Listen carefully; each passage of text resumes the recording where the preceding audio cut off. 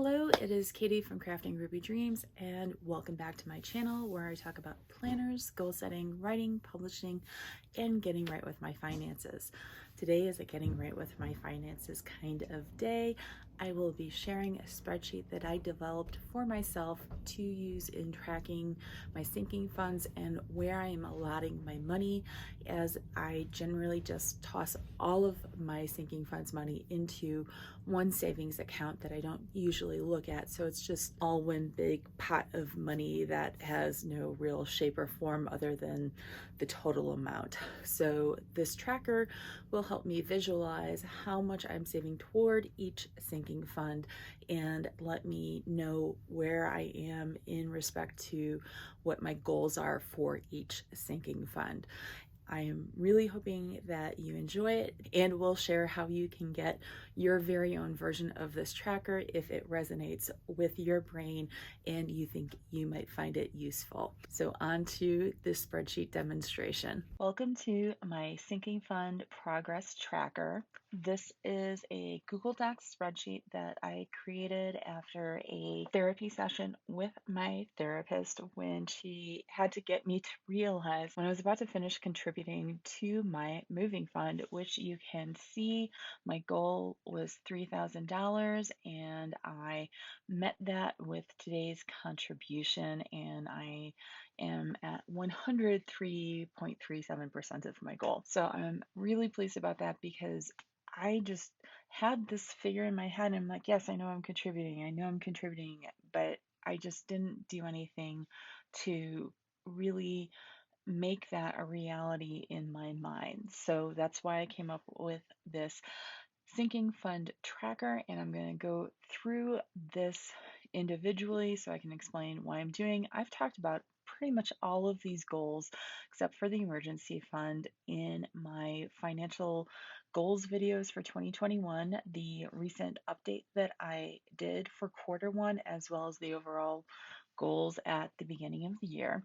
So I have each sinking fund listed by name, and it's moving / furniture at this point, and furnishings. Then the emergency fund, which my therapist and I talked about creating because we're trying to get myself out of this debt cycle, and having an emergency fund will allow me to be able to support whenever there are surprise things that come up, and I don't want to put that on a credit card if I can help it. Admittedly, $2,000 is not exactly the amount of money that I want for a full emergency fund, but it is a start and it is a goal that I can achieve in the next month and a half. So that's why I just have it at $2,000. Once I have paid down my debt as well as gone through a few things in 2022, I am going to start contributing more and upping that emergency fund goal to a figure that I will determine in 2022. But for now, $2,000 should get me through from now, April of 2021, to probably the end of 2022. And as you can see, there is currently no money contributed to that particular sinking fund, but I will be contributing $1,000 per paycheck, and that's not actually per paycheck, it's per paycheck when I actually contribute to it. I'm going to have a quote unquote extra paycheck in May, as well as the paycheck that I would normally pay rent with.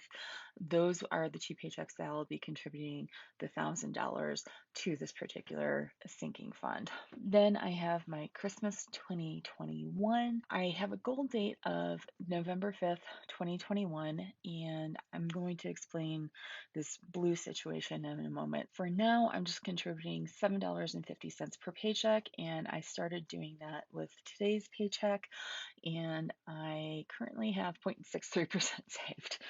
$7.50 will not get me far, but one of the things I will be doing is adding in columns for when I have additional money, such as birthday gifts, or I already have my taxes, which hence the MacBook, as I mentioned in my quarter one goals video.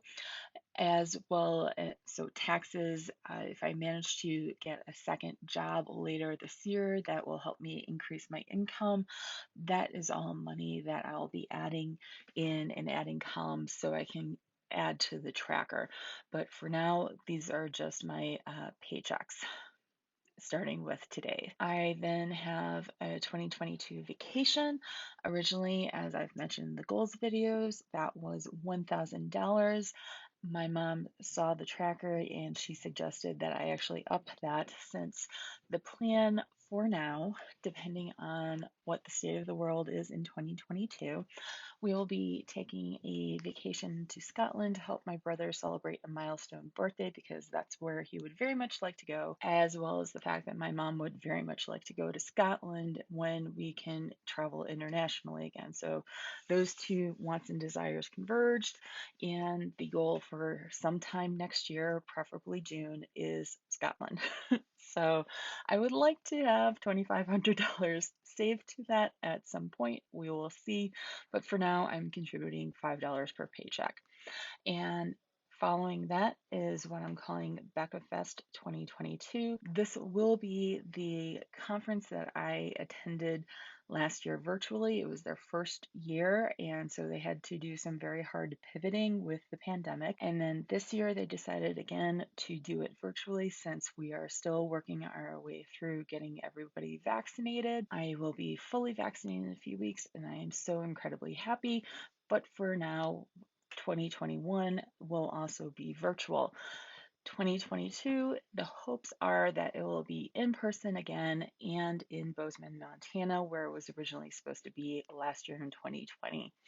I am fully planning on going to that as well. So again, I am contributing $5 to that per paycheck. Christmas 2022, I know it's over 18 months out, but I wanted to start contributing to that for now. And once I have Christmas for this year done and over with, as well as a few other things, I will up the amount of $2.50 that I'm currently contributing. And then finally, my last goal for 2023 for a sinking fund is to attend Go Wild in 2023. Why am I not doing this for 2022? You might wonder. That is because Go Wild in 2022 is in March of 2022. And that is just too early for me, with the goals of also going to hopefully Scotland, but some kind of vacation, as well as the conference for BeccaFest. That is not the official name of it, so do not go looking for BeccaFest. I don't think that would actually pop up on the internet, but if you have any questions about that, feel free to drop a comment or message me on Instagram, where I'm at Crafting Ruby Dreams, all one word. So as you can see, I have goal dates listed for each and every one of these goals, because it just is going to help me figure out how much money I need to save it by a certain date. And as you can see, November 5th, 2021, $7.50. I think I figured out is I'm only going to get to about $120 worth of that goal. So 1/10 of the way there, since my goal is $1,200. But I will still have $120 more saved for it than if I had done nothing for this year. So it's many steps are still steps when you put your money and your mind towards accomplishing something. As I said, I would explain this blue situation. I have been contributing $25 to my quote unquote secret savings fund for a while now, and I had no clear direction for that $25 other than I want to move in 2021. Well, I've made that happen, and I have fully funded according to what my goal was. And so this $25 is broken up between these 5 accounts. I decided, since Christmas 2021 is much earlier than Christmas 2022, I would contribute more money to that in the form of the $7.50 than to 2022, which is just $2.50. But this all totals up to $25, and that is the minimum that I am sending. I hope to send more, but I'm also paying down debt, so it's finding the right balance. So this total amount just totals everything to here, and this just goes on for a while. So all of this money plus starting money, because I put this together on the 15th, comes together in this particular total. I then took a percentage of the total, and you can figure out the math. You can see the formula up in the formula bar up here, and I formatted this particular column, and I'll just go ahead and highlight. So format number percent, and that's all that is. So this pops out into the percent. You might also wonder about this green versus red. That is also in the formatting. So if you go into format, and it's conditional formatting here, and that pops this up. So I have it so that if the value is greater than or equal to 100%, it will be green. And if it's less than 100%, it will be red. So it is a quick visual cue for me to let me know if I am at or below what my goal percentage of my goal is. And then I also have this negative goal here, and this is green because I am over my goal, and this is how much more I have to work towards meeting my goal. So it's just the same information as this, just presented in a different way. Now, if any of this makes any sense to your mind and you're like, yes, I do need this, I want to put this in my budgeting arsenal, I have made available a blank, ready to use sinking fund progress spreadsheet. You can find the link to this in the description below, so I hope you will make use of it. This is currently an error message, but that is only because this goal field is empty.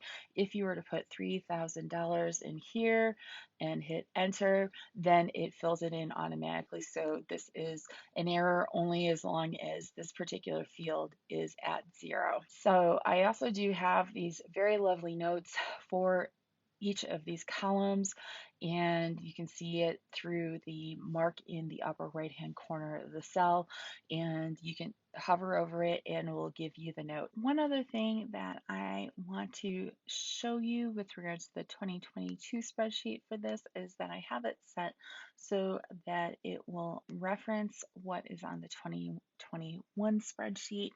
And so you can see it's a little smaller text here, and I have the explanation of how this is determined in this note, but let's go ahead and demonstrate. So if you put the goal at, say, just 300 for fun, and you can automatically see that it changes to negative 300 over here, and we're just going to go ahead and put in the start field $5, hit enter, and so you have a total of $5, and your goal has decreased by another 5. And then if you click over to the 2022 spreadsheet, it has automatically filled it in.